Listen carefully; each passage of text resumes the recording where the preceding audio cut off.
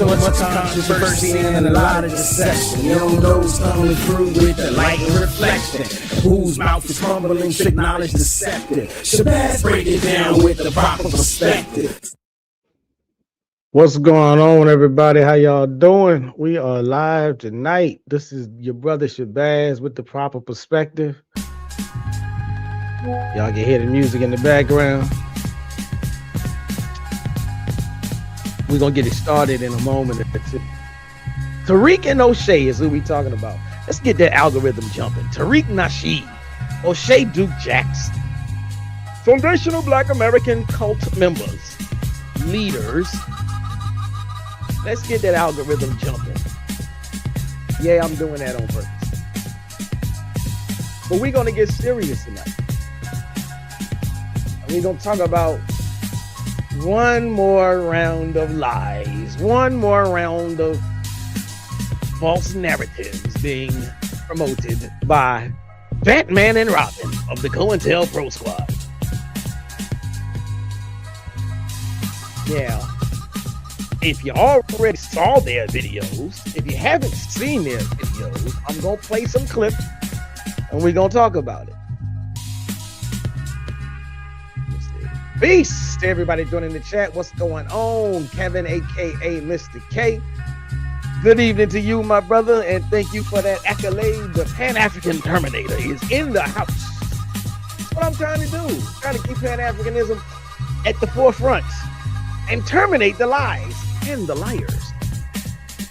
So what we're going to be talking about tonight, we're going to do the ultimate debunk. We're going to be dealing with Africa in general. We're going to be dealing with Senegal and Nigeria. We're going to be dealing with the foundational Black Aryans. The foundational Black Aryans, the coconut crew. And the lies that they love to promote. So let's see what's going on. Let's throw this on the screen.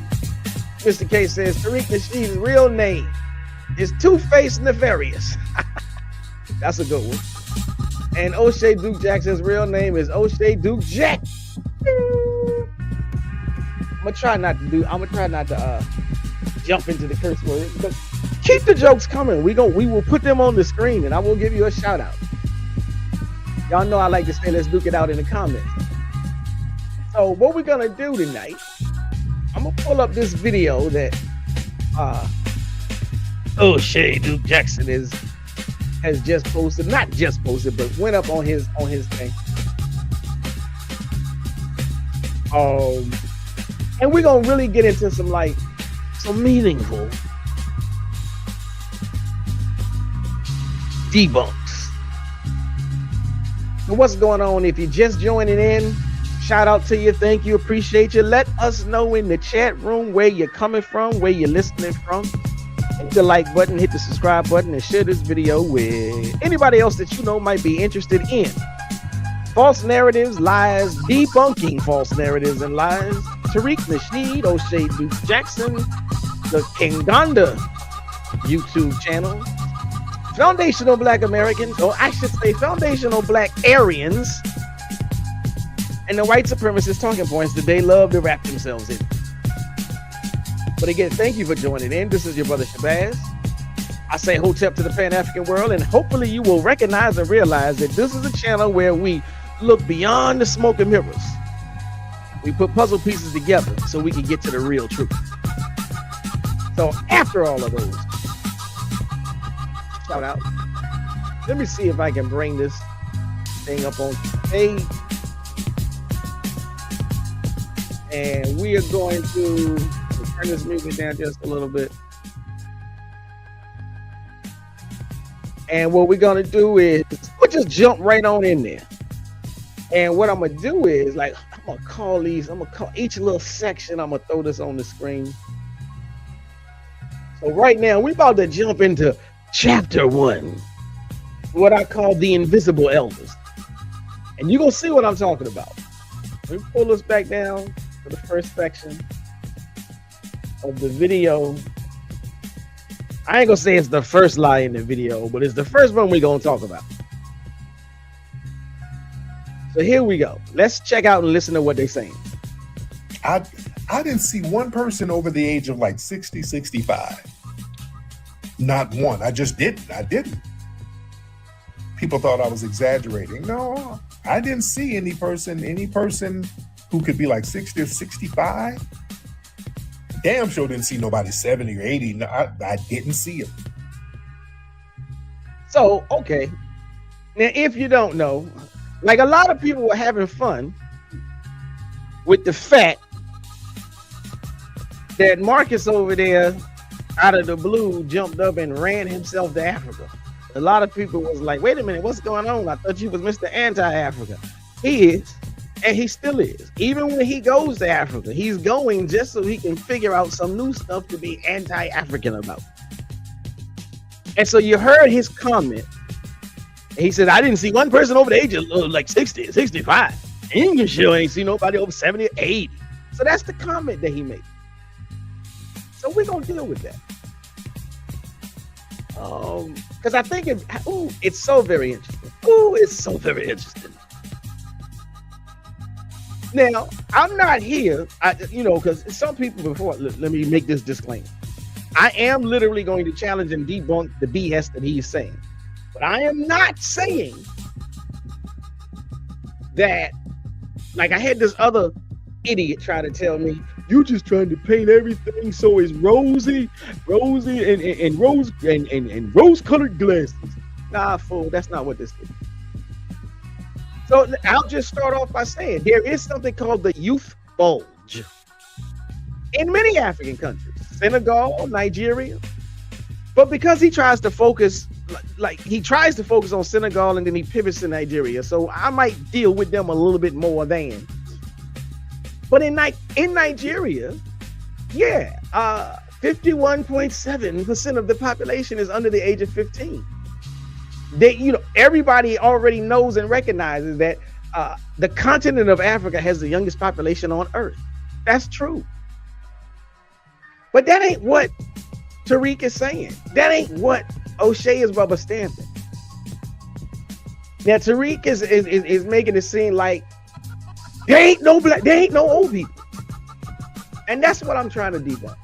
Especially when I watch the video and I'm looking at the comments and people is all over the comment page. I ain't know it was that bad. I ain't know all the old people was dead. They ain't. But because he goes on and on talking about he was in the streets, family. He went everywhere. He went to the streets. He went to the markets. He went to the villages. Ain't nobody invite him inside the home though. Let there be a lesson for you. But I'm gonna give you an analogy. So let's say somebody doesn't know too much about America. They don't know too much about the state of New York. They don't know too much about the city of New York. But they go to the club district in New York City. Or they go to the meatpacking district. And they go there at midnight. Well, guess what? Guess what you don't see a lot of? You don't see a lot of 60-year-olds. You don't see a lot of 70-year-olds. Now, if somebody was to walk away saying, New Yorkers must die at age 40, everybody in New York would be like, you a clown. You a fool. It would be clear and obvious that you went into an area where the only people that are supposed to be there are the young people. You might call it the hustle zone, or the club scene, or the party zone. But I'll give you an even better one. Talking about, I was walking through the streets. I've been to Senegal. I walked through the streets too. It's like going to the financial district. In any city, it's like going to the financial district and concluding that everyone in the country is a millionaire. I saw Lamborghinis. I saw Maybachs. Everybody's rich. And ain't nobody got no kids. Because you was at Wall Street. I didn't see a single stroller, family. It's like going to a construction site and saying, I don't see any toddlers or grandmas. Well, of course you don't. That's not where they go. That's not where they hang. Well, I ain't see no women at the construction site. This country must be full of gay people. That's the nonsense. That's the mindset. You looked at the market and thought you were looking at the census. Now, I don't know why people are so silly this way, but that's not observation. That's not academic observation. That's not common sense observation. That's anti-black, anti-African, CIA, COINTELPRO propaganda. You can't be that stupid unless you have an agenda. But I'm going to calm down. I'll calm down, and I'm going to hit you with another little fact. But let me see what's going on in the chat room. Ms. Case asked the question. Let's see. Ask the question. Are you for?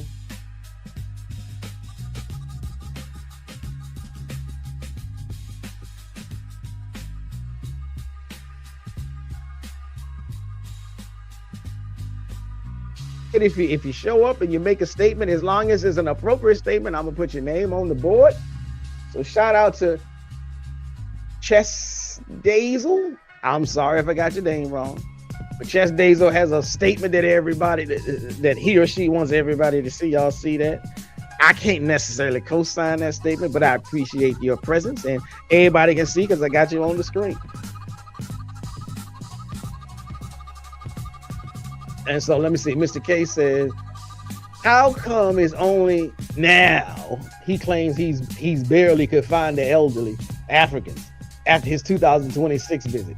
But he never mentioned that during his Africa visits between 2010 and 2019. Because the man is a crook. Because the man is a liar. Really, he only went over there to try and see if he could steal some of the I Show Speed shine. And he couldn't. Well, let's be serious. Let me be serious. There are over 7.2 million Nigerians that are over the age of 65. They do actually exist. You can look it up, family. They just aren't hanging out on the corner where your boy seems to have been vlogging, pulling out his cameras. So here's the logic flip. It's the invisibility of respect. Would you be surprised to learn that in the West, that this is different from in Africa? In the West, yeah, you can go anywhere and see old people because they still working. So you can see 75-year-olds working at Walmart or Target or Starbucks or McDonald's because they have to work to survive. Now, if that's what you're used to, okay, I understand. I can understand if that's what you are honestly used to. But that don't even fit for somebody like Tariq Nasheed, because as Mr. K pointed out, the man been going back and forth to Africa since 2010. So he knows better. You can't be that dumb. You can't be that naive. You can't be that stupid. You can't be that innocent. When you know better and you do worse, there's a COINTELPRO game going on. In Nigeria, elders are supported by their children. Did y'all know that? In America, elders got to fend for themselves. But in Nigeria, as in most other African countries, they don't hustle in the heat of Accra or Lagos. They stay in the family compound. They retire to the village. And when they're in the village, they're not out in the streets of the village. They're inside the compound. Now, even Oshay tries to piggyback on this BS. And Oshay's like, y'all know I live over here in Africa. I'm on the ground, family. And so I don't see them either. Now, the fact that Oshay don't see them on the street, that's not proof that they're dead. That's not proof that they're non-existent. It could be proof that the elderly are being taken care of by the family members. It could be proof that the elderly are being honored by the family members. No, granddaddy, you ain't got to go out there. I got this. You chill. I'll be back by the end of the day, and I'll bring you what you need. But they don't even talk about that. They make no comments about that. So either they know it and trying to flim-flam you. Or okay, if they don't know it, which don't make sense, but if they don't know it, then they should shut up. They should ask the question. And Mr. K says, it's like when some Black Americans come into London and assume there's no local Black communities in London. Exactly. Now, again, you can be innocently out of the loop. You don't have to have that knowledge beforehand, but it's all in how you carry it. That's when we can determine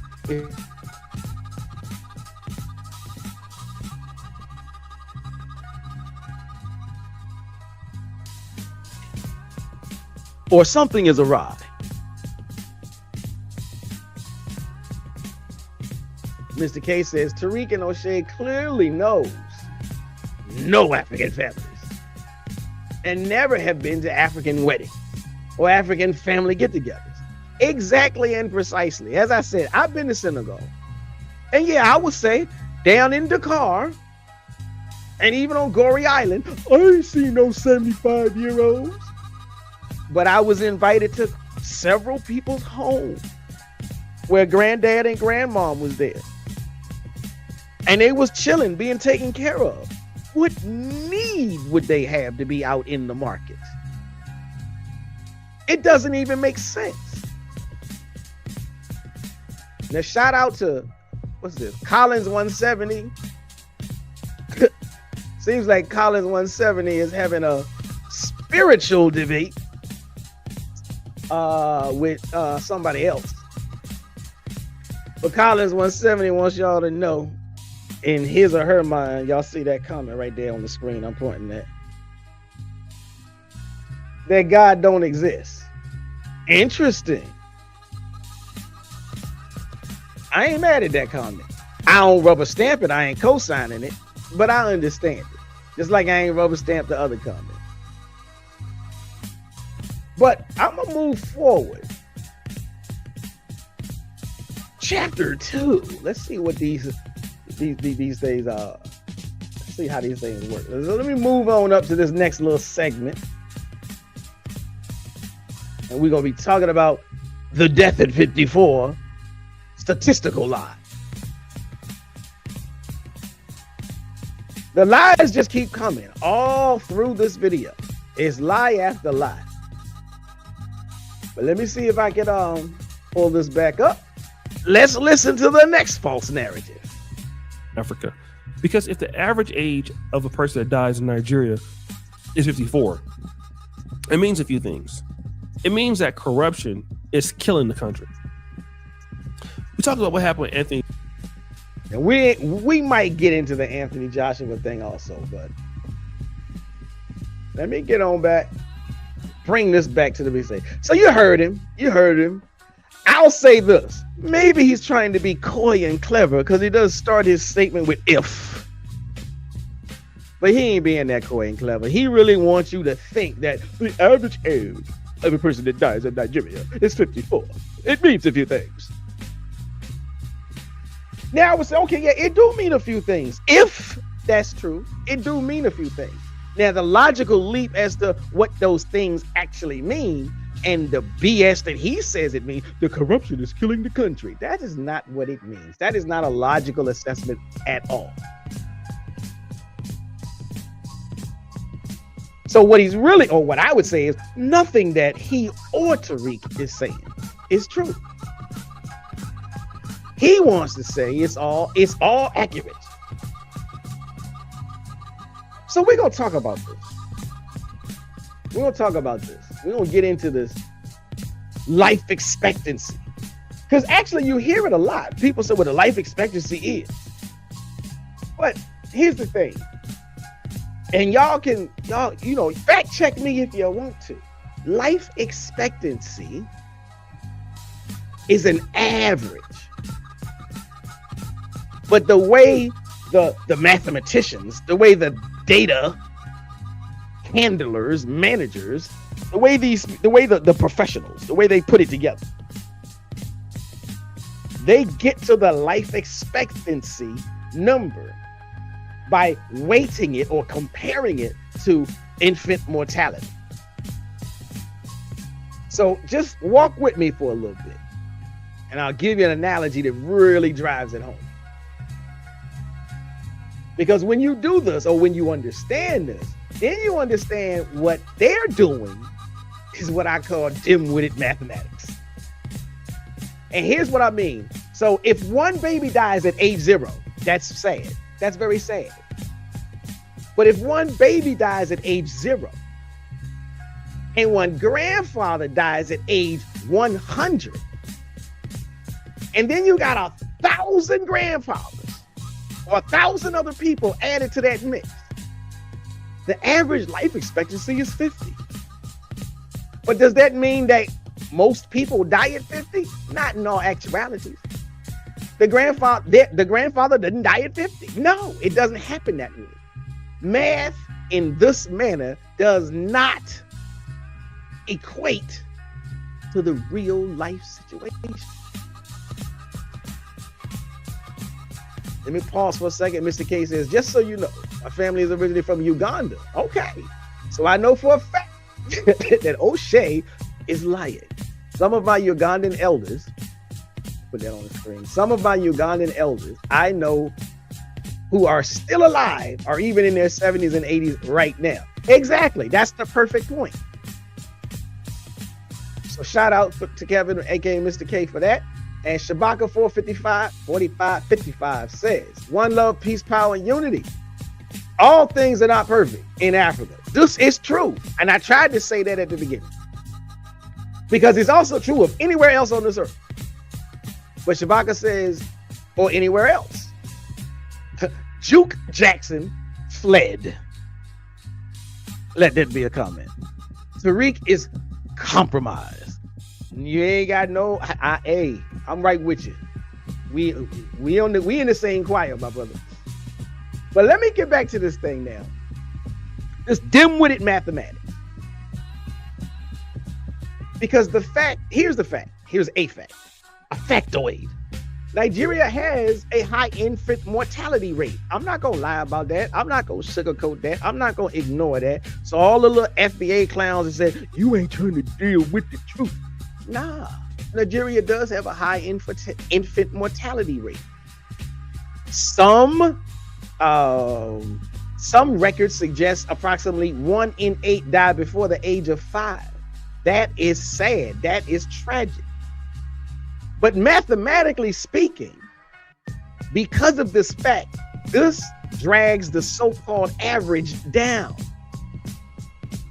So that means that the numbers are skewed.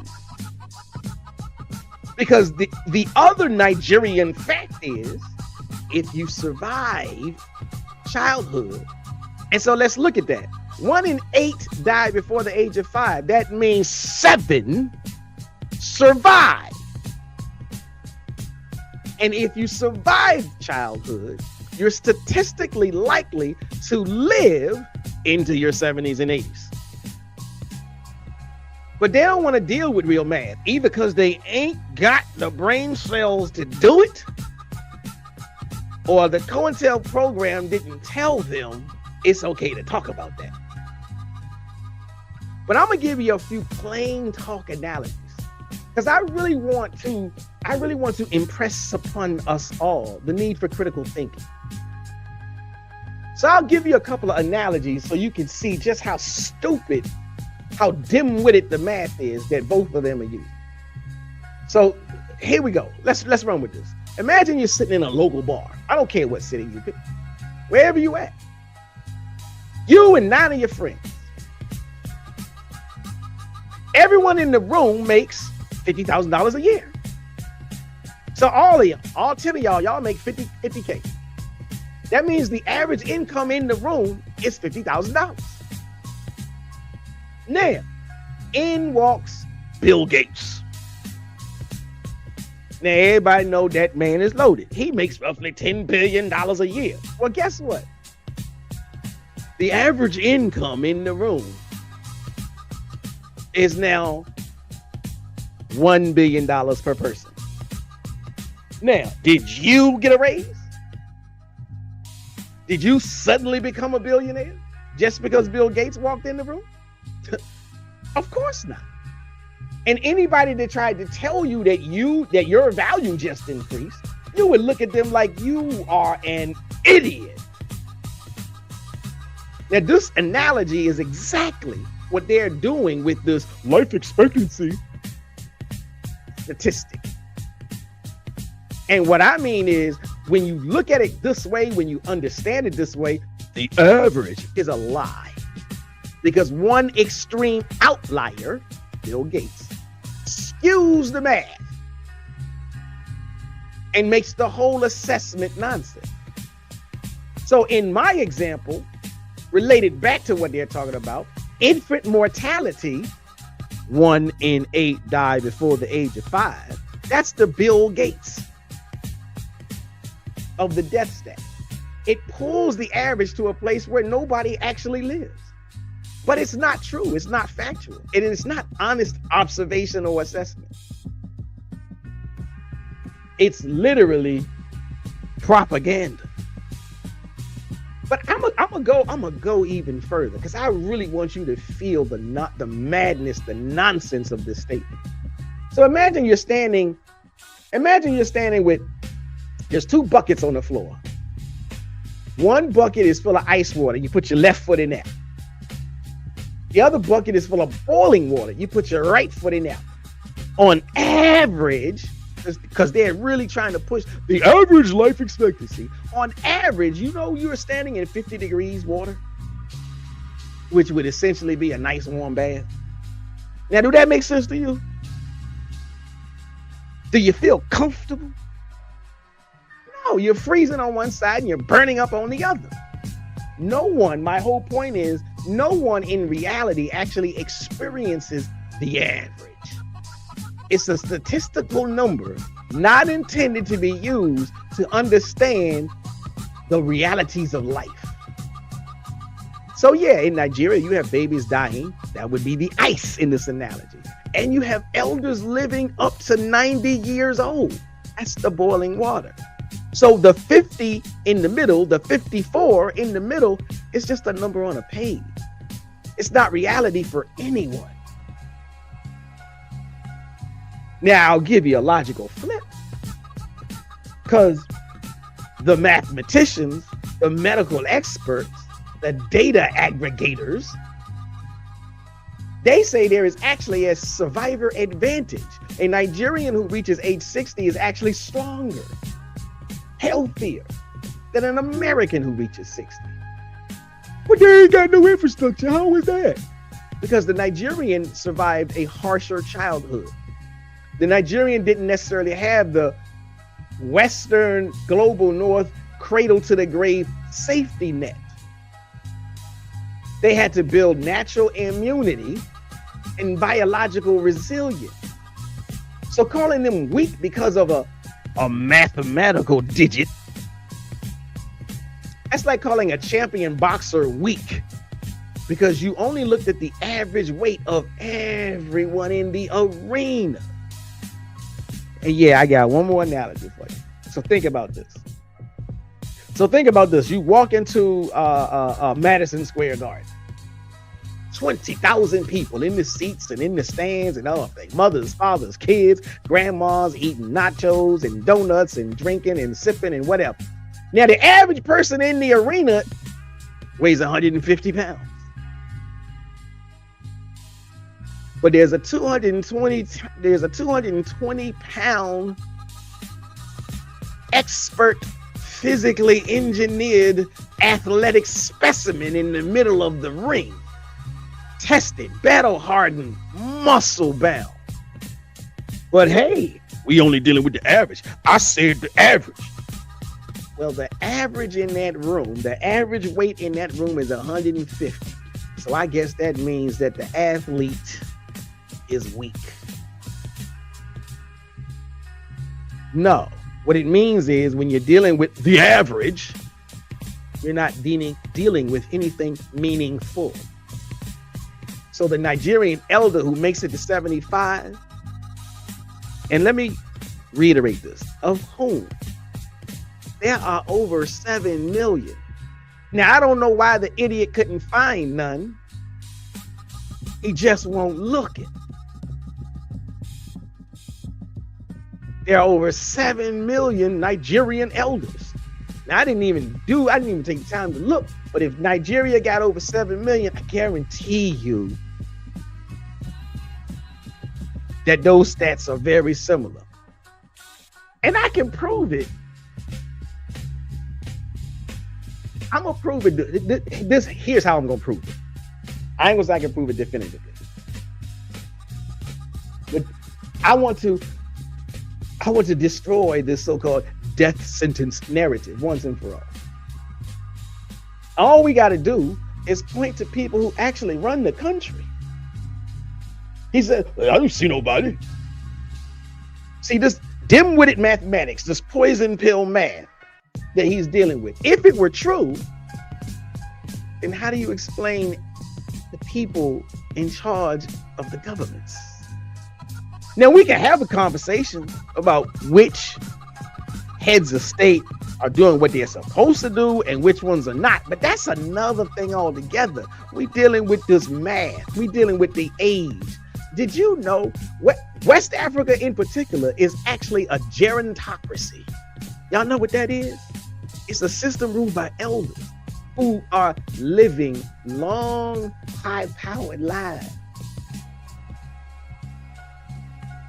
But the median age of the population is about 19.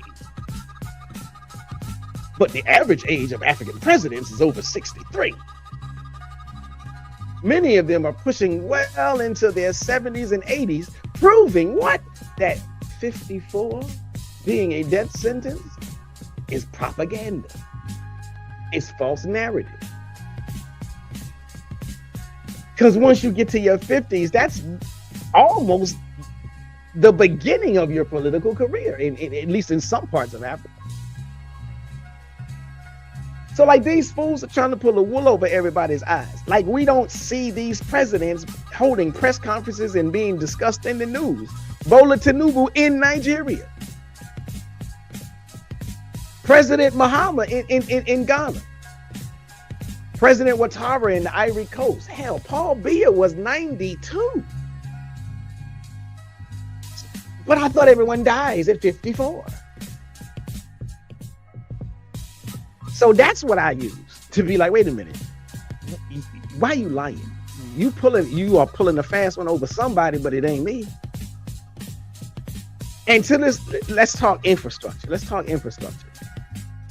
Now, I'm not gonna talk infrastructure per se. I'm gonna talk age again. Y'all know that the richest black man on earth today is 68 years old and lives on the continent and was born on the continent, and in particular from Nigeria, Aliko Dangote. Now, it just so happens that, how did he get his money? Where is his money coming from? Infrastructure. He didn't even open up his $20 billion oil refinery, which they note as the largest one in the world, until he was in his mid-60s. So I guess he didn't get the Tariq Nasheed memo that you're supposed to be dead at 54. Now, as far as infrastructure itself, they ain't got no infrastructure. That's why they're trying to come over here. Well, why would a man invest $20 billion of his own money into a death state? He was, and how is it that he did it 14 years after his supposed death date? He's 68, he's healthy, and he's still the most dominant economic force on the continent. But you talking about one person. And they're talking about no persons. The average age for African CEOs and board of directors, y'all do know they have like Fortune 500 style companies on the continent. The average age of all of those board of director type folks is between 55 and 61. CEOs go as low as 53. It's what some people call the invisible middle. Now, Oshay says he ain't see anyone over 60. That's because the people over 60, if they're retired, they're in villages and been taken care of by their family. If they are still working, they're in boardrooms. They're not standing on street corners, waiting for Oshay's blog camera green light to turn on. They're not dead. They're just busy running what some economic experts even say that they're running the fastest growing tech businesses on earth in Africa. And you can't even figure out how to punch a calculator right.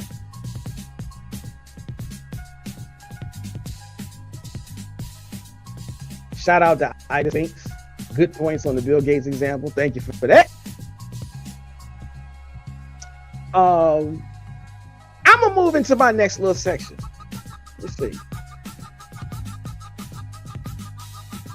What are we talking about? The mass exodus. Now, some people call it like the scholars, the researchers, the professionals. They call it the Joppa. I call it the Joppa deception. But let me pull on up to the next little section. And then we're going to bring that back so you can hear the next round of lies and BS. That's why they be trying to get the hell up out of there. Because in their mind, living there until you get older is a damn death sentence because they don't really have no infrastructure like that. Because they don't really have no infrastructure like that. He even sound like a coon when he talk, but okay, that's a ad hominem. My apologies. That's why they be trying to get the hell up out of there. So let's talk about the numbers. At this point, he's specifically trying to draw down. Hell, he's having his own ad hominem attack against the whole country. But let's look at the numbers. There are 230 million people that live in Nigeria. Only 1.7 million Nigerians live abroad. Now, did y'all know that when you do the math, the mathematicians would tell you that's 0.7%. 0.7%. Which means 99.3% of the country, of the countrymen, of Nigerians are not leaving. They trying to get the hell up out of there. How? Now, the ones that are leaving, again, I'm not saying that nobody is leaving. If you think that's what I'm saying, then you got a problem with your own ears. You got a problem with your own comprehension. But the fact of the matter is, anybody that's leaving, they're leaving for economics. They're not running from death. It's not the Black Plague over there like it was in Europe. They're running toward higher wages. Yeah, doctors leave Nigeria for the UK or the US because the pound and the dollar is worth more than the naira. That's a different assessment. That's a different understanding than they're dying because people drop dead at 54. So yeah, there is literally a talent headhunt that is going on. And Tariq says they're fleeing. The truth is that the West is actively approaching them, headhunting them. Now, at least up until Trump, but the UK is doing the same thing. As a matter of fact, in the UK, their national health service is quite literally propped up by Nigerian excellence. Now, if Nigeria was a death sentence with no skills, why is the West so desperate to steal their medical professionals? The West ain't saving them. If anything, the West is cannibalizing, taking advantage of Nigerian brains because the West can't produce enough high quality doctors of its own.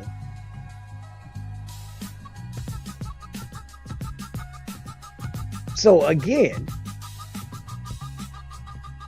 let me see, shout out to Boogeyman, my good brother, cooking these lies, vomited up by the Nashidians. Exactly. Vomited by the Nashidians. That's all they ever do. Let me see.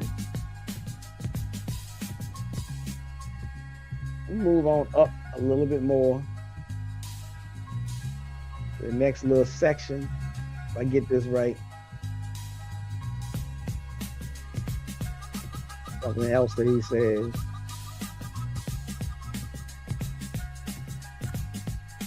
That's the reality. So, okay, so let me get this on the screen. So listen up. You can check out what he says. These folks, they look at their homeland as a death sentence if they stay there. They ain't going back. They're not going back. And they know it. So, okay, they're not going back. These folks, they look at their homeland as a death sentence, and they're not going back. Again, let me remind you of the 230 million people that live in Nigeria. Less than 2 million, 1.7 is the number that leave. So even if you were to say the 1.7 look at it like it's a death sentence, that means only less than 1% of them look at their homeland like it's a death sentence. So there are more African Americans who look at America like America is a death sentence. But again, what kind of mathematical weed is you smoking? Now, so my position is this.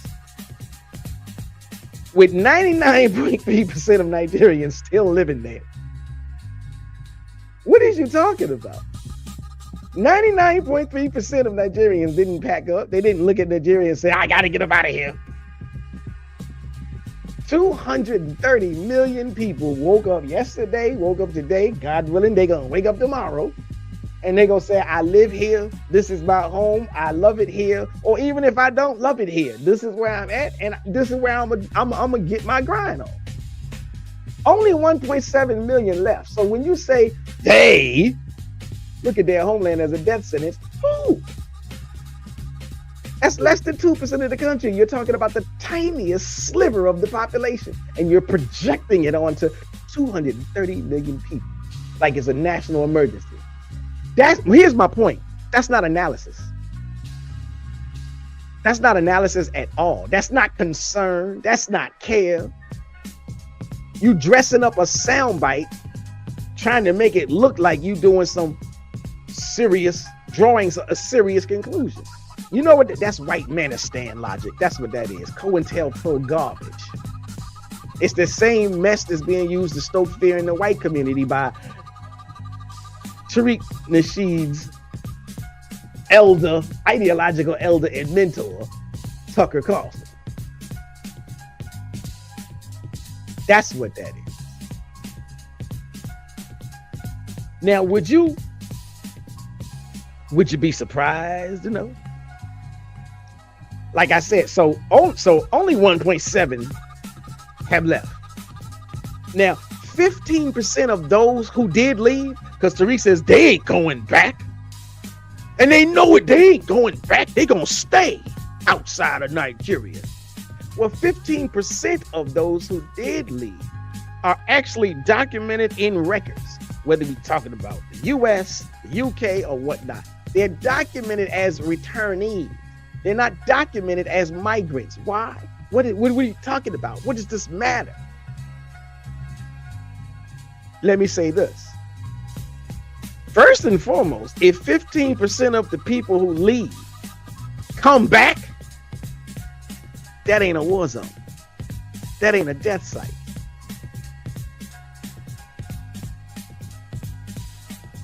People do not move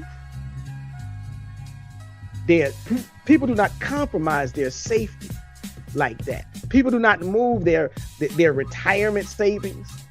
They don't move their children. They don't put their bodies back in harm if they left to get away from harm. They go back because they already know there is a quality of life. There is a pathway towards a quality of life because they've stacked up some bread from somewhere else. And they know that that quality of life is better than remaining in the West. Now, would you be surprised to know of the 1.7 million Nigerians left, effectively leaving 230 million still there. But guess what? 1.7, let's just deal with 1.7. Keep that in your mind. Well, guess what? 5.5 million Americans left the United States. So if you're going to make this comparison and draw this analysis, so what do you say then? If 1.7 million Nigerians leaving Nigeria means that Nigeria is some type of death trap, then what does 5.5 million Americans leaving America make America? That's 3 times the raw numbers. But you don't hear Tariq talking about that. You don't hear Oshay calling America a death sentence. And we could very much make the argument that it is. You don't see Tariq making a video about Americans can't survive their own homeland. And we especially know how much more difficult it is under the Trump era. I don't see Oshay talking about American elders are being abandoned. But the news reports are chock full of scandals at adult care centers. America literally has, mathematically speaking, a bigger exodus than Nigeria, and nobody bats an eye. Nobody says America's falling apart when it is. And since I bring up falling apart, we're going to jump to this whole infrastructure thing. Hold on, let me see. Let me jump back to the comment section. Let's see. Baldy59 says, good evening, sir. How come Tariq say Africa is so bad? Why did he go to Senegal for treatment of his sick tail? That's a good question. Now, I can't speak definitively and factually about why. I furtively believe he went because he wanted to see how he could piggyback off the ice show speed phenomenon. He couldn't do it from his home in California or wherever it is. Let me see. Now, Mr. K says, did you see my earlier comments? Let's see. Let me see. I thought I did. Oh, hold on. I didn't see this. By the way, your screen froze. I couldn't hear your answer when I asked you this question. Are you from New York originally? I am not from New York originally. I'm glad you told me that the screen froze. I think I caught one, but I could have easily missed the other one. I am not from New York originally. I am from Virginia. I am from Virginia. So let's see. The boogeyman says, damn, good point. When you make that argument with the Nishidians, they go radio silent. Yes, they do. The Nishidians go radio silent when you make any effective point to them. They either go silent, they go shift, they go post shift.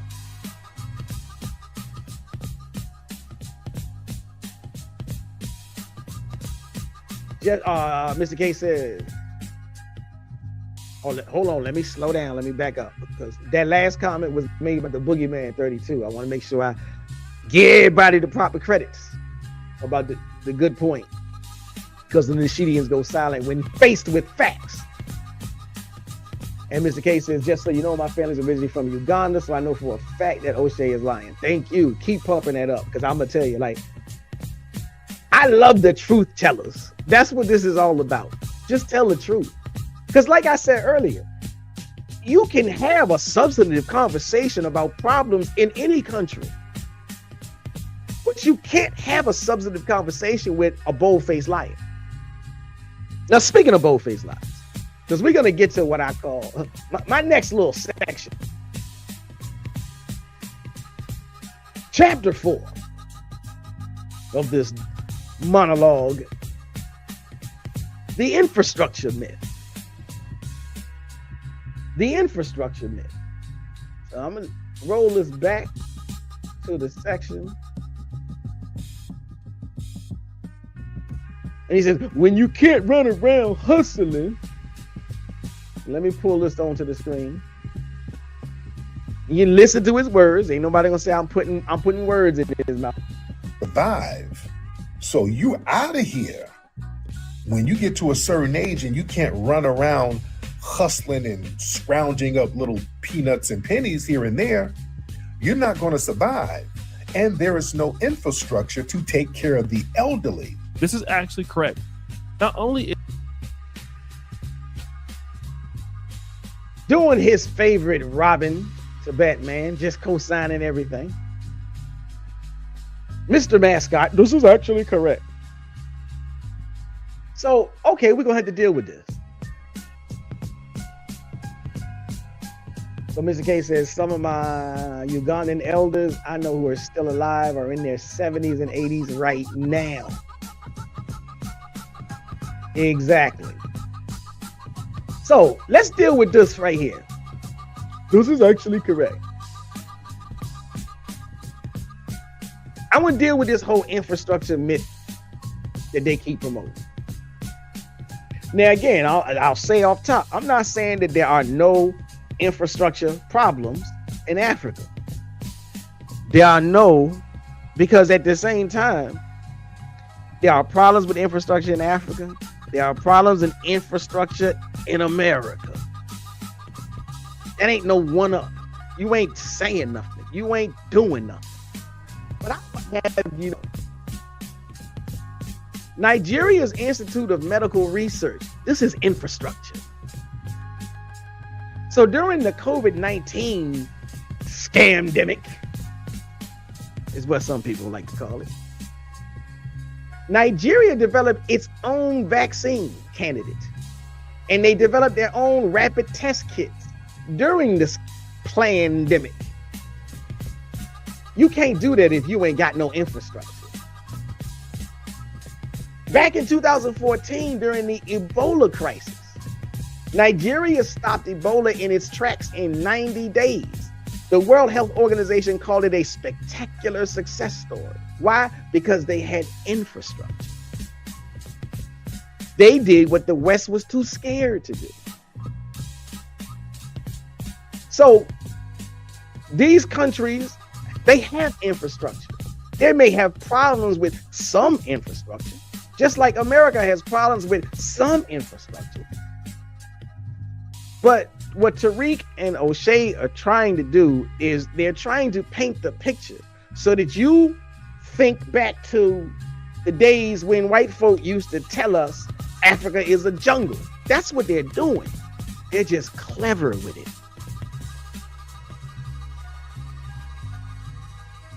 And so I'm gonna give you a few receipts. Because they like to talk about the infrastructure. But they don't want to talk about the Francis Scott Key Bridge in Baltimore. The whole bridge collapsed. It's gone. That's an infrastructure problem. 6 people died. In East Palestine, Ohio, a train derailment. They even filed a lawsuit. The first 7 wrongful death claims, including the death of a 1-week-old baby. 38 cars derailed. Several rail cars burned for more than 2 days. And the fumes and all of that was poisoning the air. Emergency crews conducted controlled burns, which released what they call hydrogen chloride and phosgene into the air. That's an infrastructure problem. They ain't talking about that. In Florida, there was a sinkhole The sinkhole opened once. The sinkhole opened twice. The sinkhole opened 3 times, and Florida still didn't do anything. One man died. His body was never found. That's a problem with infrastructure. But ain't nobody casting aspersions about America. Southwest Airlines meltdown. The airline ultimately canceled 16,900 flights, leaving stranded more than 2 million passengers. Southwest paid about $600 million in reimbursement to the passengers, reported losses of $1.1 billion as a result of those events. Those were infrastructure failures. But Tariq and Oshay don't want to talk about that. Even the Potomac River mid-air collision.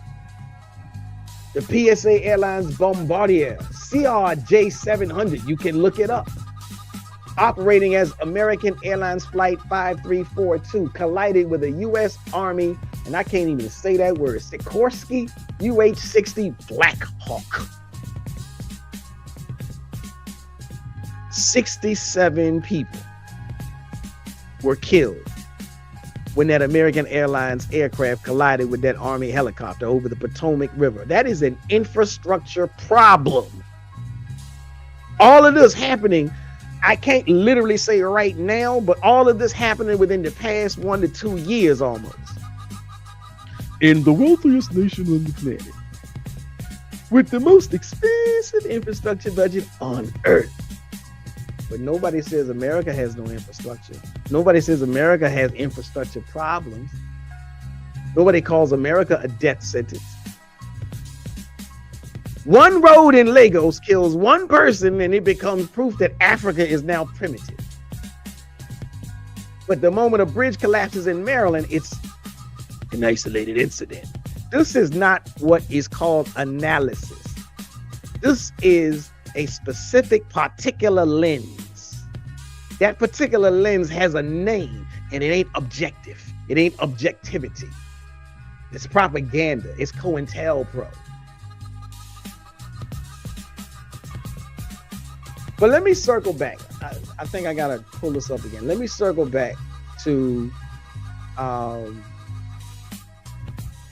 they ain't going back.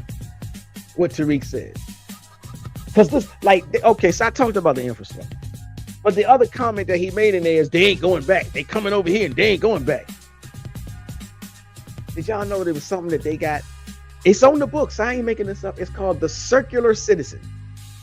Y'all ever heard of that? The Circular Citizen. I need to put that on the screen. Let me see. Let me get that on the screen. The Circular Citizen. So we're going to talk about this. What is the Circular Citizen? Since he said they ain't going back. This is a demographic that, of course, Oshay and Tariq completely ignore.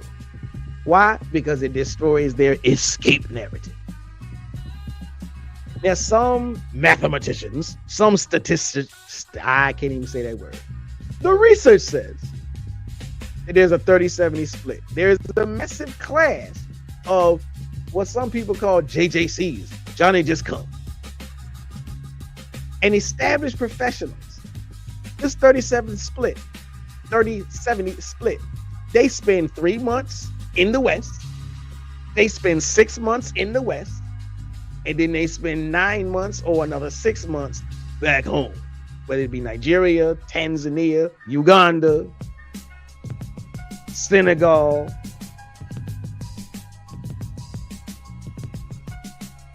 That's a circular citizen. So their routine is they work in the US or they work in the UK. They stack their bread, be it in dollars a pound, and they spend the other time back home, whether they're going home for Dirty December or not. Now they do this because they're smart. That's economic purchasing power. But why would they do that? If Nigeria were a death sentence, these people who have all the money to stay, if it's a death sentence, you ain't gonna go back for Dirty December. You wouldn't step foot back on the continent.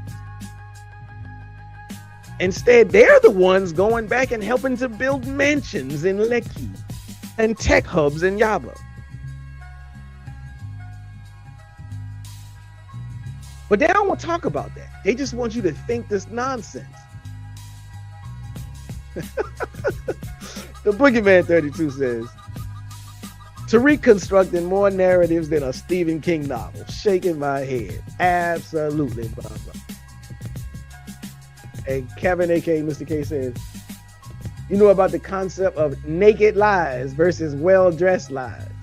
Well, corruption in first world countries like the West equals well-dressed lies, and corruption in third world countries, the global South, equals naked lies.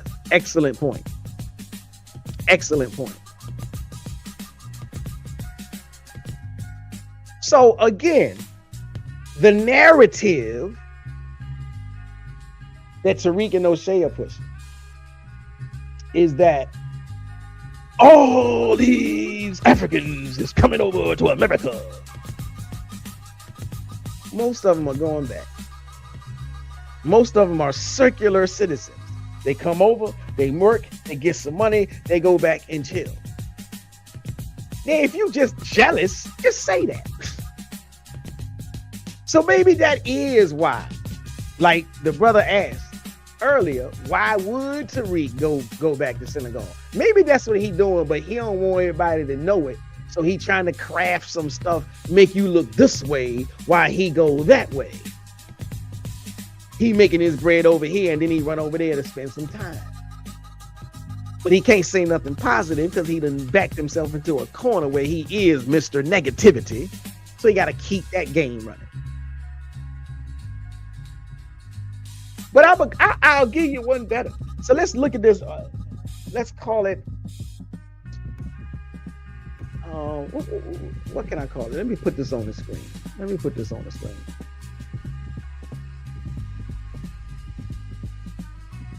Let's call this the breadwinner infrastructure. What you talking about? Now, these circular citizens, the 1.7 million that come over from Nigeria, they give back to their families. Remittances prove family infrastructure is alive and well.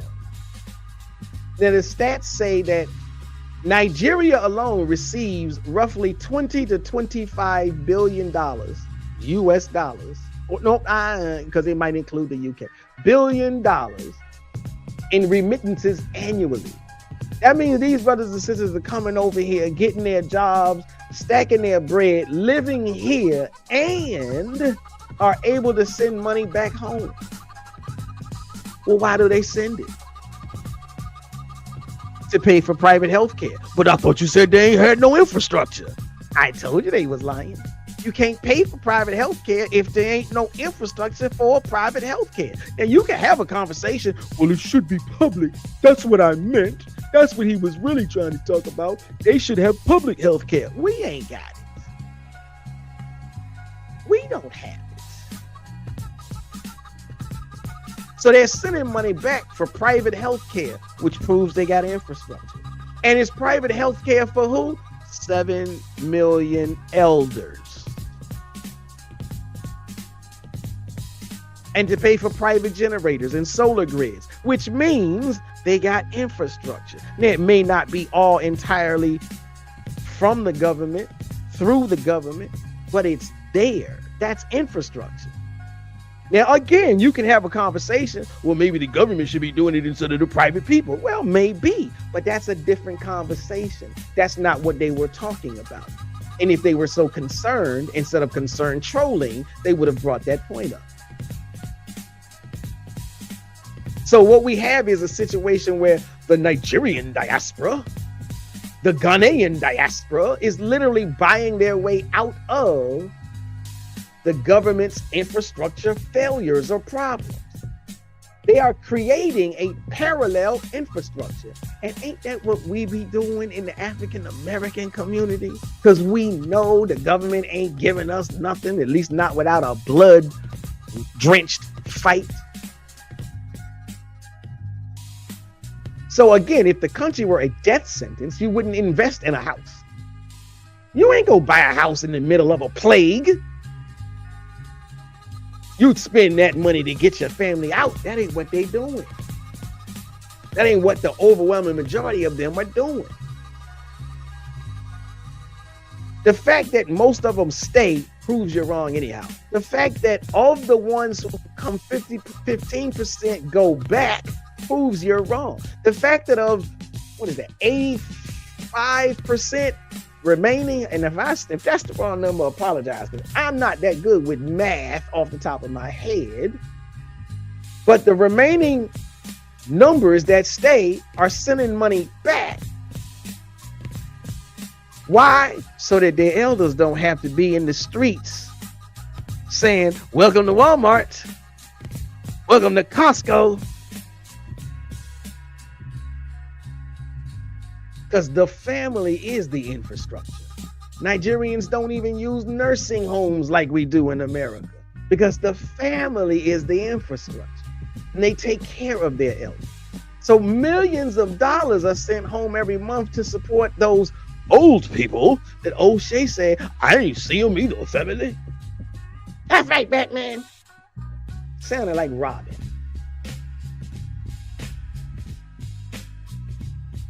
Him and all his rubbers and contrary.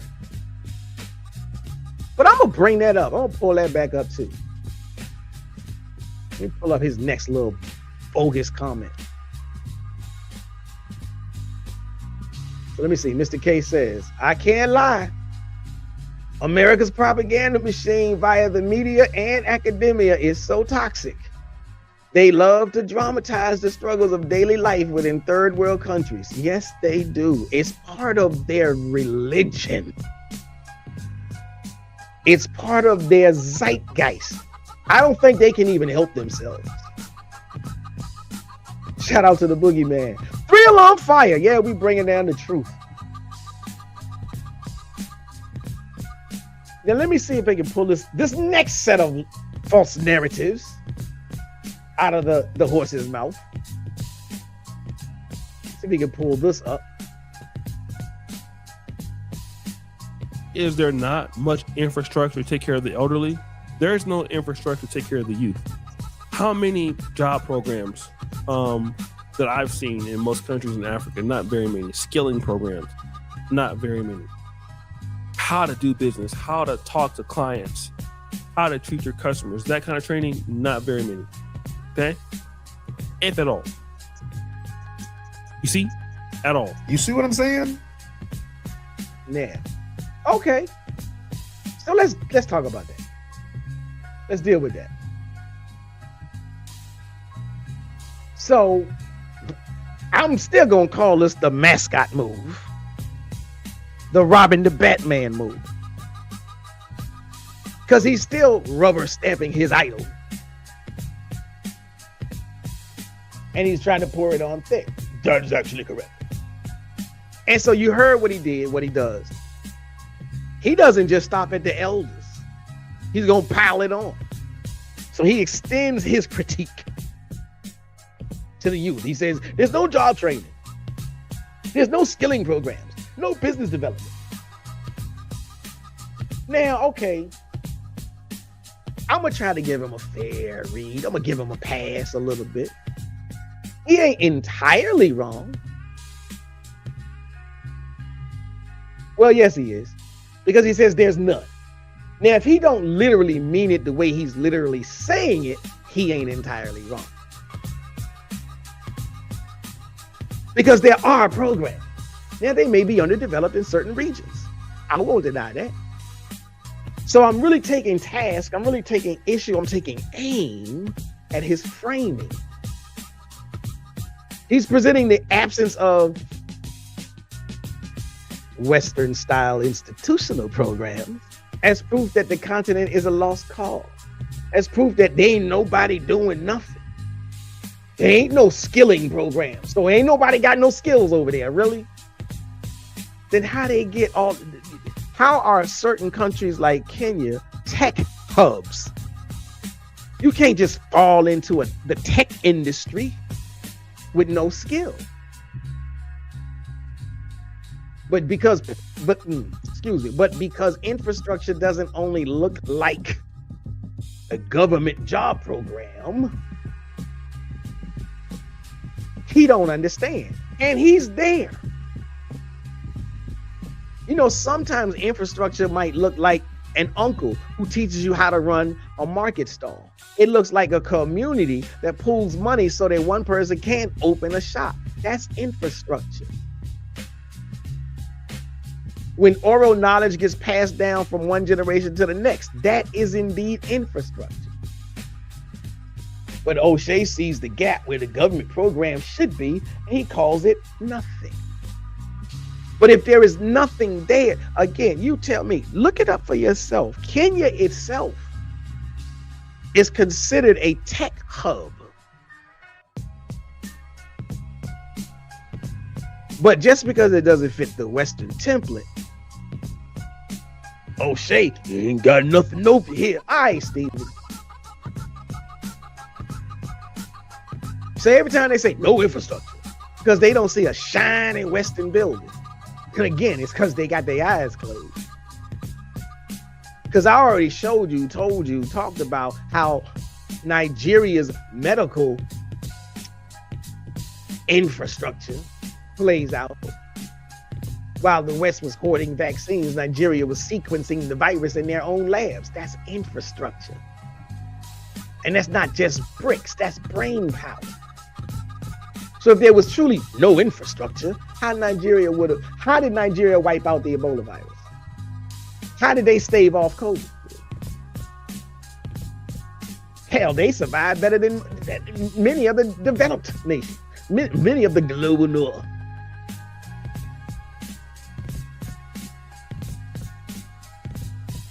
These dudes is just practicing what the Native Americans call forked tongue-ism. The infrastructure isn't just bricks, it's brain power. If there was no infrastructure, Nigeria would have, I already said I'm not even going to repeat myself. Now, I'm not trying to be fanciful. I'm not trying to be argumentative for the sake of being argumentative. I'm not a contrarian. And I'm not ignoring real problems. I don't got rosy colored glasses on. I would never say that the government is perfect. Ain't no government perfect. And Lord knows there's enough Nigerians online talking about Tinubu himself. So of course there are potholes. Of course there are power outages. Of course there are problems. There is a struggle, but there's a struggle everywhere. But you don't get to overly sweep away. You don't get to overly, what's the word they use? Cast hasty generalizations and then turn around and call it honest observation. I'm just concerned, family. You don't get to defame the facts and mock the people and then say you got care and concern. No, that's forked tongue talk. That's the exact same tactic that the Native Americans called out. Men who come with a heart for you in their words, but a poison pill for you in their actions. That's COINTELPRO 101. It's meant to sow division. It's meant to make other people look down on our brothers and sisters across the Atlantic Ocean. So yeah, again, I'm not saying that Africa don't have problems. But if you really cared, like you play pretend, then you would engage in conversations based on solutions, not lie, or not even, I won't even go so far as that. You may not have the brain capacity to come up with solutions. I ain't mad at you because I ain't got it all the time either. But you would avoid lies, you would avoid mockery, and you wouldn't engage in strategic ignorance. Because you don't help a house by telling everyone it's a graveyard.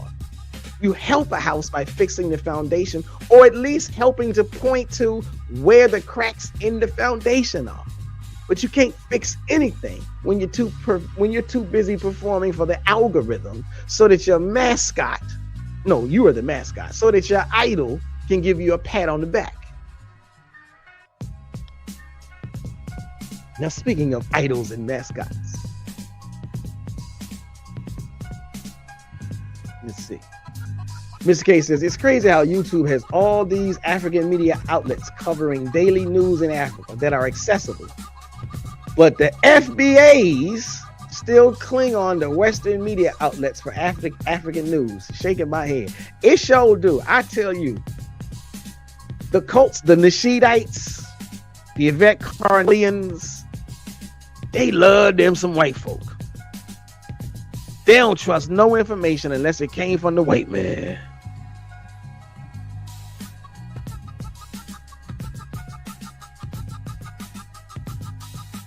But hey, sometimes, like I said, you know, sometimes you just gotta let the Stevens be Stevens. To some extent, I like the fact that these people are out here following Tariq Nasheed, because they beating their chest so hard. It makes it real easy to distinguish between the sellouts and the people who really give a damn. At this point, as soon as you hear somebody say, I'm a foundational Black American, you already know you can write that fool off.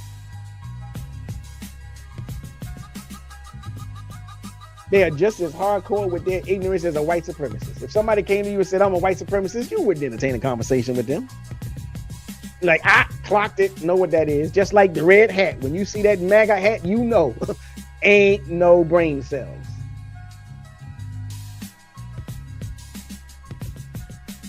But I'm going to talk about this FBA savior complex.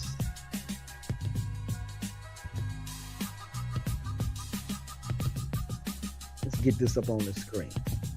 The savior complex. So let me get this next little, what was that? Pull this up onto the screen. Add this to the screen. Check out this. But let me just talk about this. This is largely true. Not a lot of opportunities. And then you have somebody from hashtag FBA, somebody who's allegedly anti-African, talking about the problems of Africa. You can only know this information if you unless you care it's important to you. Sure, it shows me that. But it also shows me that many people in the Pan-African community don't care. Okay? Now, that's what I want to address.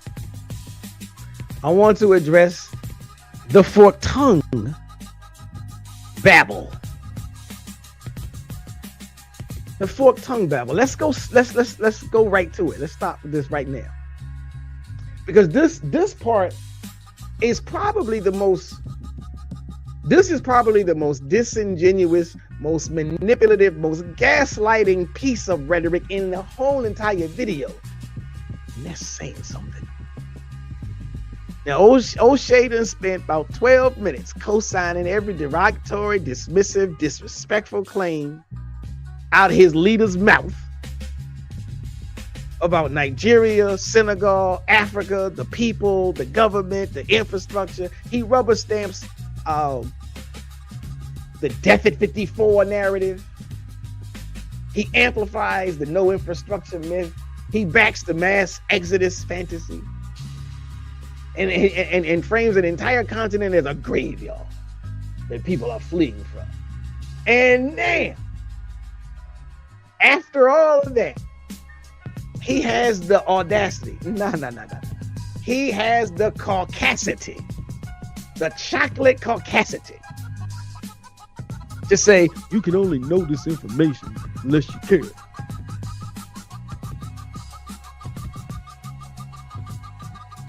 Let's see. Mr.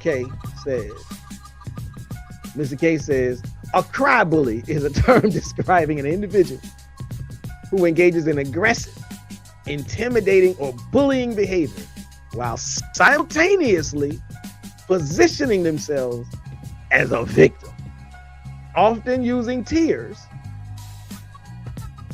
moral superiority, or claims of emotional distress. Sound like a Karen, to shield themselves from accountability. This behavior weaponizes vulnerability to silence critics or dominate others. This man dropping Mr. K dropping the psychology in it for the betterment of the group. The FBAs are cry bullies. Yes, indeed. That's what FBAs are, cry bullies. Indeed. Fork-tongued cry bullies. So again, Oshay has the caucasity to say you'd only know this information if you care. Brother, and I use the term lightly. Let's be clear. Caring is not what you just did. Now, others would call what you did, if it's not an exercise in cry bullying, it is an exercise in concern trolling. Concern trolling.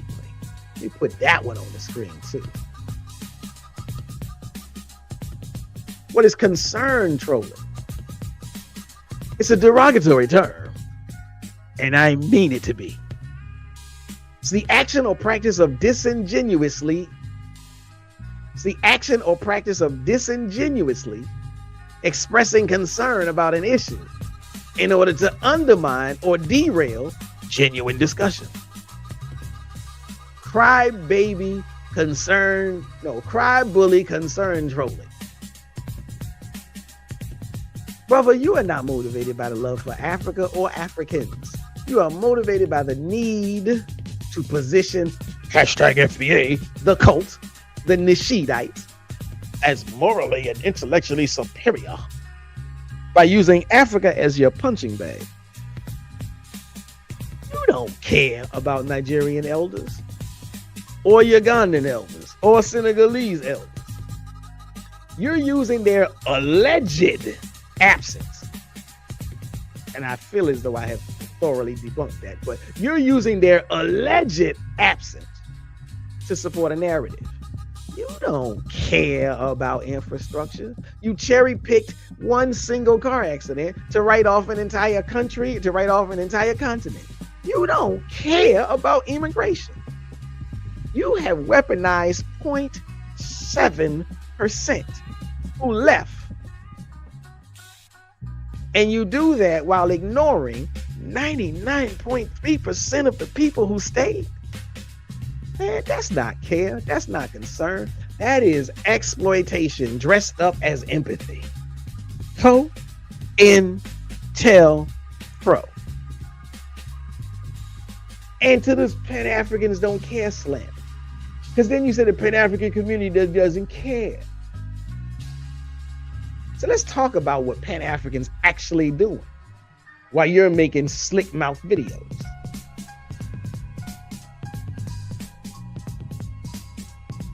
So let me see, hold on. Got some more comments under here. Shout out to Perry Charles, who has entered the chat and has made a comment. Let's see what he says. Brother PP is spot on. Thank you. As a lifelong activist at home and in Africa, Oshay is not educating people about the problems in Africa and how things occurred. He is clowning and speaking down on the people. Shout out to Perry Charles. Mr. K says, remember how during the Cold War, how the West painted communists and socialists as the boogeyman? Exactly. The FBAs are painting Pan-Africanists as the boogeyman in the same vein as communists and socialists. Yes, they are. They are absolutely doing it.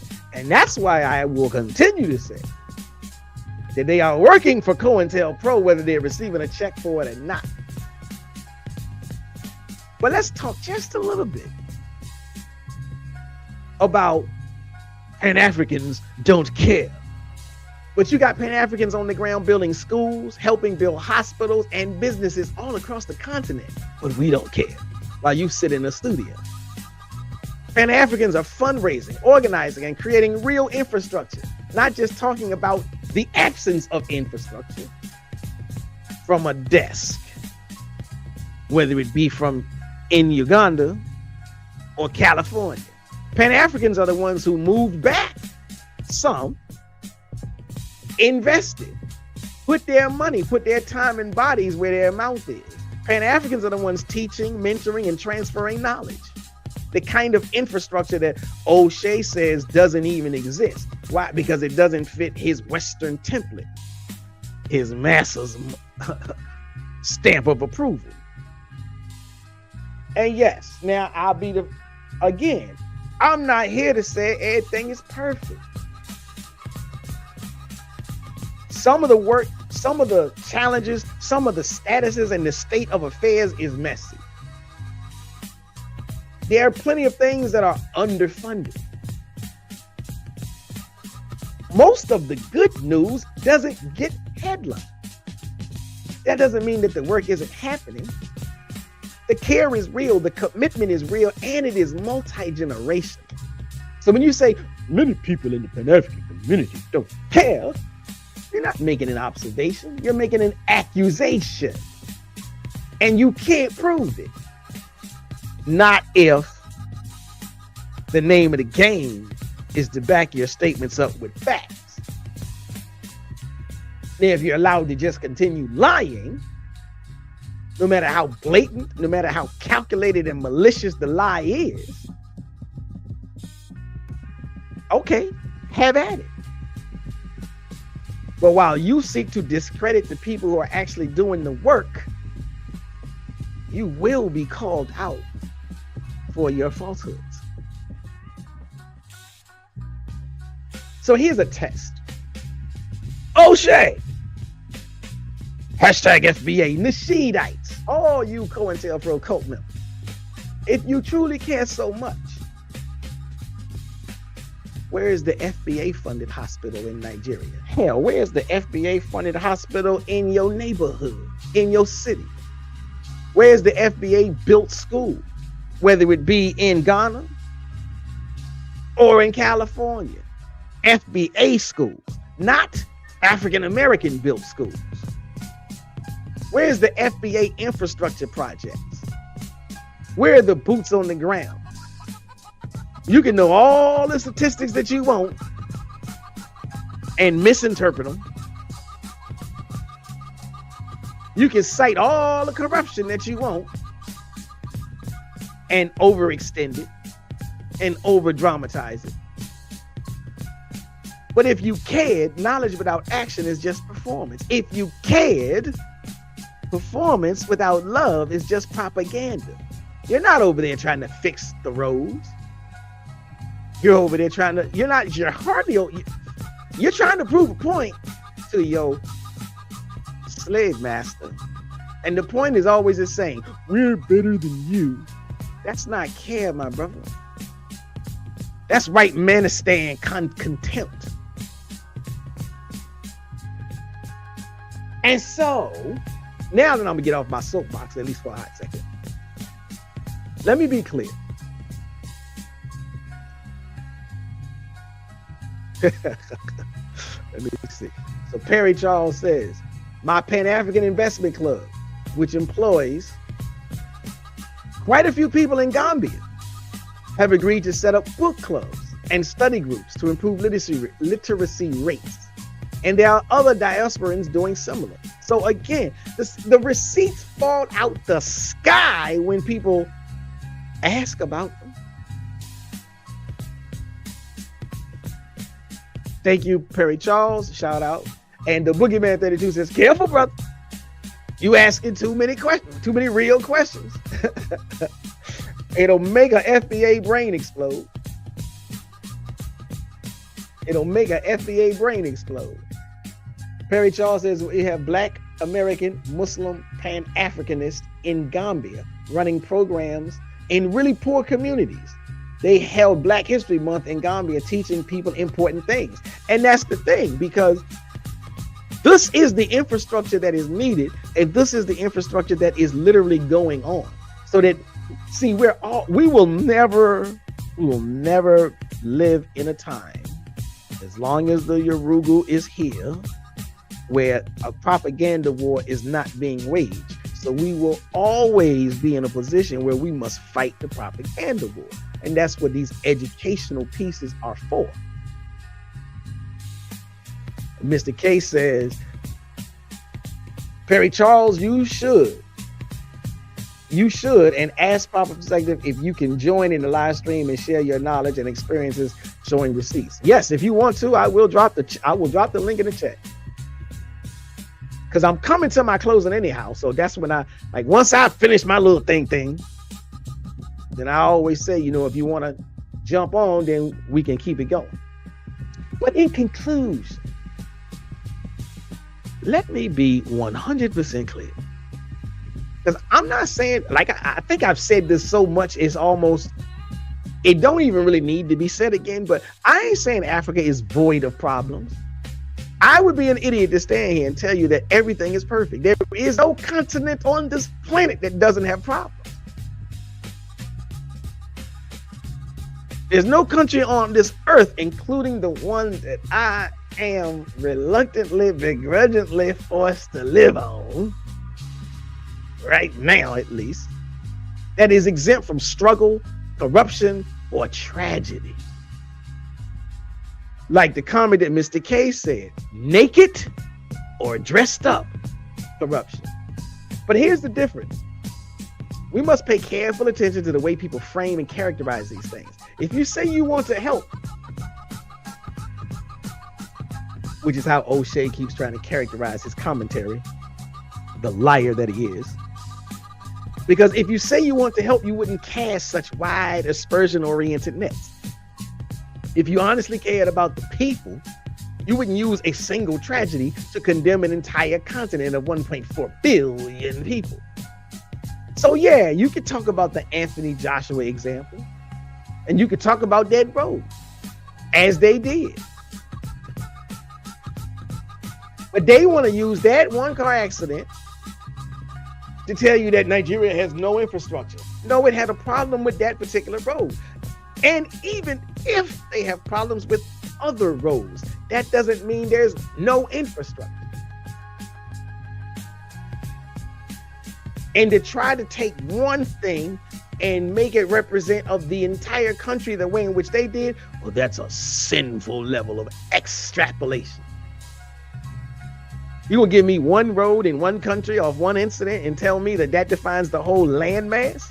Yeah, you can miss me with that. Because like I said, let's look at all the stuff that has occurred in America. You want to talk about bad roads? The American Society of Civil Engineers gave U.S. roads a grade of D+. D, like that brother in the Spike Lee movie said. D+. We have bridges like the Francis Scott Key in Baltimore falling into the river. Train derailments in East Palestine, Ohio, poisoning the soil. Sinkholes swallowing cars and people in Florida.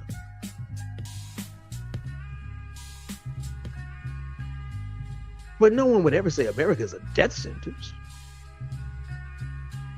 We would just say, well, we need to fix the bridge. So that's what you say. They need to fix the road. You don't frame it as some biological, continental failure of the whole mass of people. So again, if you really cared, you would take the time to learn the facts. You would know that while one road has issues, even in Nigeria, the government allocated 3.23 trillion naira in the 2026 budget specifically for massive highway reconstruction and new corridors. That was before the accident. So they were already in the process of trying to improve the infrastructure. You would know that infrastructure is being built at a record pace if you cared to find out the truth. So again, you don't help a person by lying about their lifespan. You don't help a culture by telling the youth that their grandparents don't exist. That's not concern. Concern trolling. clout chasing the algorithm with a poison pill. So, okay, stop being dim with it. That's what I'll say. Stop being dim with it. And this, honestly, this is more so to the people in the audiences of these two goon coons. Stop letting people use averages to tell you how long you're going to live. Stop letting them use one pothole in Lagos to ignore the 1,000-mile superhighway that's literally being built right now. Yeah, there's problems. We all got problems. But we also have solutions. We got science, we got the elders to show us the way as long as we want to admit that they exist. So don't let a man who spent a weekend inside a hotel tell you that your country, your culture, your heritage is a graveyard. See, that's that white Manistanism. That's that white supremacy, white narcissism, the Yorugu zeitgeist. They want you to believe 230 million people are waiting to die on the continent. Well, I'm here to tell you that 230 million people are building, surviving, and thriving. Don't let a man who stayed inside a hotel for a week and tell you your heritage is a graveyard. The elders are there. The infrastructure is there and being improved as we speak. And the mathematics, the real mathematics, is on our side. Is on the Pan-African side, not the Nashidite side. And I'll say this before I close. If leaving your country for a better life, I don't care who leaves, and I don't care where they go to. If leaving your country for a better life is proof of a death sentence, then America is on life support. And I'll say that with that, I'm out. But I ain't gonna go nowhere just yet. Let me see what's going on with the chat. Barry Charles, in response, says, I will on another occasion. I'm working while listening to Proper Perspective, but I will because I love the brother's content. Thank you. Thank you, Barry Charles. I appreciate that. Mr. K says, Two-Faced Nefarious has now become such a desperate shock jock that he will say anything for cheap shock jock value to bait Africans to call in his live streams and set them up for his roasting tantrums. You know, honestly, I feel bad for anybody that falls for the con, because it's nothing but a con. It is a bait. It is a bait and switch. It's a shock jock ploy. And as long as people keep calling in, he will continue. They are the fuel for his fire. You know, you don't. Hey, ain't got nothing to do with it. They can come over here and have a more productive conversation. So, like I said, like the video, share this video, share the channel with other people that you know are sick and tired of FBA BS and want to have a more informed conversation. And hit the notification bell. And when you hit the notification bell, make sure that you do what? Hit the all button. So again, ladies and gentlemen, this is your brother Shabazz. I've enjoyed this conversation. The back and forth was great. I appreciate everybody in the chat. I appreciate everybody viewing, whether you're viewing vertically or horizontally. This is your brother Shabazz. I'm pretty much done. Make sure you hit the like button, share, subscribe, and you will then therefore you'll get the notifications every time I go live. I cannot go live. I'm probably not going to be able to go to live tomorrow. Got some more life-in type scenarios that I got to deal with. But hit those bells and you will catch the notifications. With that, I'm going to be up out of here unless somebody else wanted to come in. And if that's the case, I will I'll put the link in the chat if somebody wants to come. But otherwise, we done for tonight.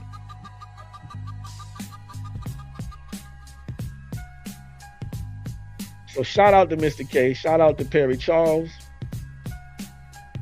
Shout out to the Boogeyman. Shout out to, let's see, who else was in the room? It was a couple of other brothers and sisters in here. Shout out to Baldy. Shout out to Ida Spinks. Shout out to Shabaka. Shout out to Collins.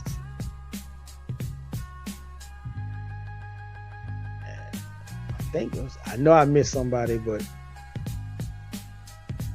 all right, ladies and gentlemen, see y'all later. Catch you on the next one.